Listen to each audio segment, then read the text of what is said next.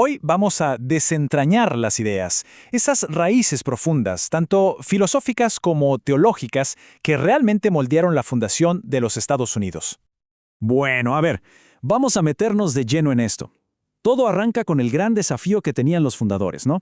La pregunta era, ¿cómo se construye un gobierno al que se le pueda dar poder, pero sin que termine abusando de ese poder?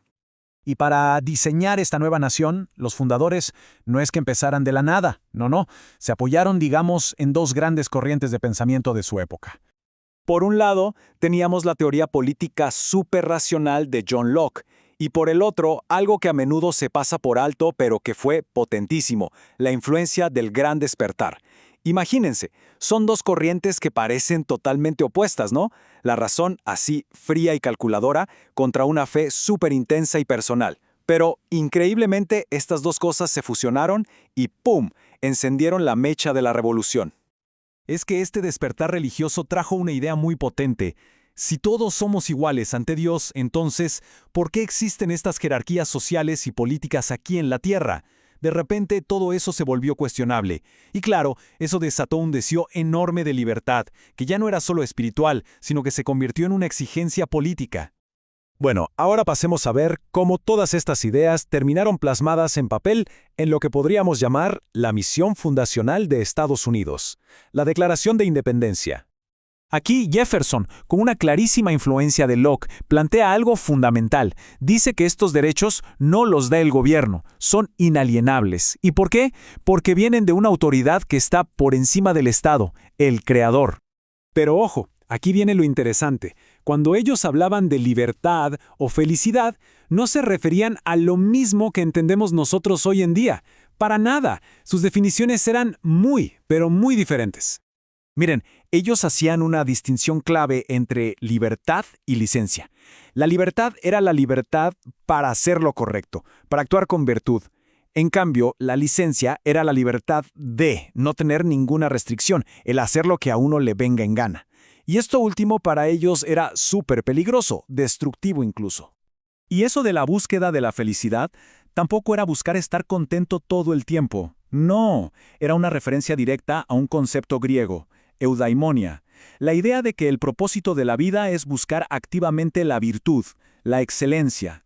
O sea, la felicidad no era un sentimiento pasajero, era algo que se construía día a día con una vida moral. Ok, ya con la filosofía bien clara, venía el siguiente reto, uno mucho más práctico. ¿Cómo se construye una máquina de gobierno que de verdad funcione en el mundo real, con gente de carne y hueso? Y es que los que redactaron la Constitución no eran ningunos idealistas, eran súper realistas. Estaban muy influenciados por una idea teológica que viene desde San Agustín, el concepto del pecado original. La idea de base, que viene de ahí, es simple pero potente. El poder corrompe. Asumían que los seres humanos somos imperfectos por naturaleza y que el poder nos tienta. Así que cualquier sistema de gobierno estable tenía que estar diseñado aceptando esa realidad, trabajando con ella, no tratando de ignorarla. Y de ahí sale esta idea brillante, el sistema de frenos y contrapesos. En lugar de confiar en que los gobernantes van a ser buenos, el sistema es más astuto. Usa la propia ambición de poder de cada rama del gobierno para controlar a las otras. Es como poner a las ambiciones a pelear entre sí para que ninguna se salga de control. Así, toda la máquina se mantiene en equilibrio. Claro que, incluso con esta máquina tan ingeniosa, hacían falta límites que fueran, innegociables. Unas líneas rojas que nadie, pero nadie pudiera cruzar. Y de ahí nació la Carta de Derechos. Y aquí hay una distinción que es clave. La Carta de Derechos no es que otorgue derechos, no. La idea es que esos derechos ya existen, son previos al gobierno. El único trabajo del Estado es protegerlos, no crearlos ni darlos como si fuera un regalo. Por eso tenemos protecciones tan importantes como la Primera Enmienda, que garantiza libertades como la de expresión y religión, o la Décima Enmienda, que básicamente dice que cualquier poder que no se le dé explícitamente al gobierno federal se queda en manos de los estados o de la gente. El objetivo era claro, ponerle una correa, y una correa bien corta, al nuevo gobierno. Entonces, los fundadores dejaron un modelo de gobierno limitado, con un montón de salvaguardas bien pensadas.